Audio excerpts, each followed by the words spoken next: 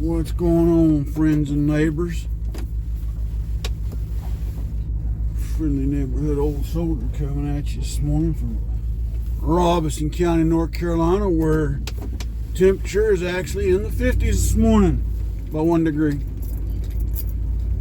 Anyways, for you, Brother Kyle, I hope everybody's doing well. For any friends that we have down in Florida, in our prayers, they say Milton's going to be possibly the most powerful, most devastating hurricane in Florida's recorded history. It took an extremely accelerated pace yesterday. I guess that might be a poor choice of words, but it accelerated very rapidly yesterday from Category 1 all the way to a Category 4 or 5 storm. Category 5 storm. Sustained winds of 157 miles an hour. Now, folks, I want you to think about that for a second. Sustained winds of 157 miles an hour. With gusts up to 200 miles per hour.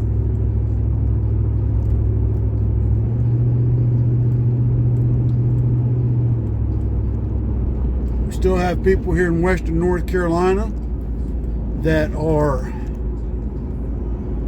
in dire need of help, and our illustrious governor, Roy Boy Pooper Scooper, finally goes out and sees what's going on, whereas Lieutenant Governor Mark Robinson has been on the ground since day one. Now you tell me which one's a true leader. You tell me which one truly loves the people in North Carolina.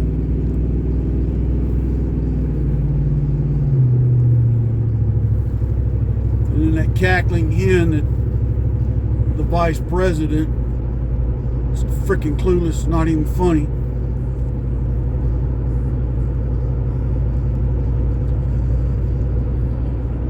And Kyle, you asked yesterday about the mining bit with Nancy Pelosi. I wouldn't be surprised what Nancy Pelosi's invested in these mining operations. Folks, if you don't know what we're talking about here, there is more rumor than it is anything else, but if you're a conspiracy theorist to some degree like I am, it makes sense. And I think I mentioned it in my video yesterday.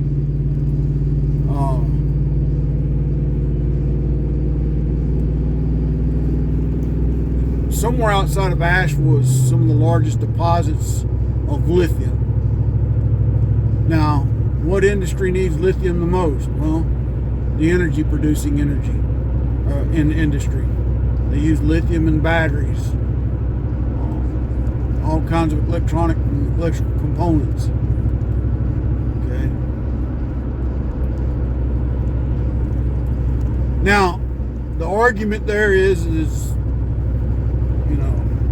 there's no way in the world that the government could control a storm like that. And I'm not arguing that, but it's plausible. If I'm not mistaken, I did mention yesterday about what we did in North Vietnam during the Vietnam War about cloud seeding. Okay? To increase or induce the fall of rain. To the point there which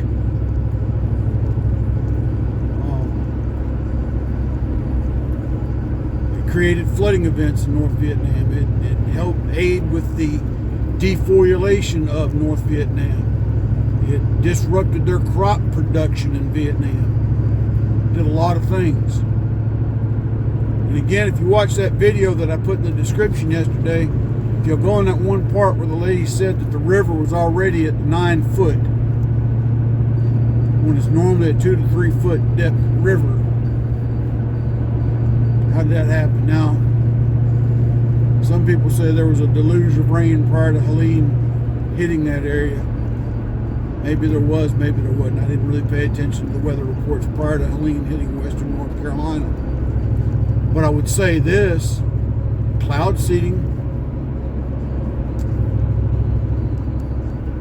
causing the rivers to rise due to increased rainfall.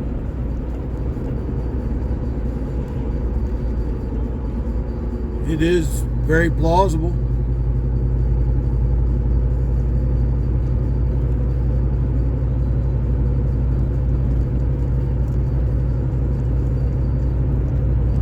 Sorry, I'm looking in the rearview mirror. My son's supposed to be following me with my other truck. Want to get the oil changed in both of them. Get the other one looked at. Anyway, folks. Just get the people that's going to be impacted by this next storm in Florida in your thoughts and prayers. People in western North Carolina, Georgia, eastern Tennessee.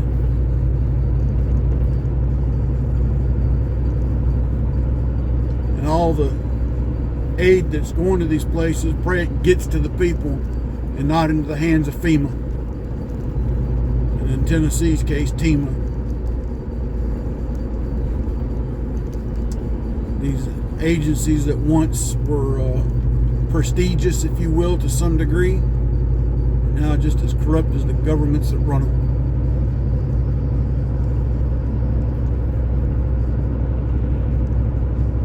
Got people up here in western North Carolina, eastern Tennessee, northwestern Georgia, or northeastern Georgia, excuse me, parts of Alabama, parts of Florida still.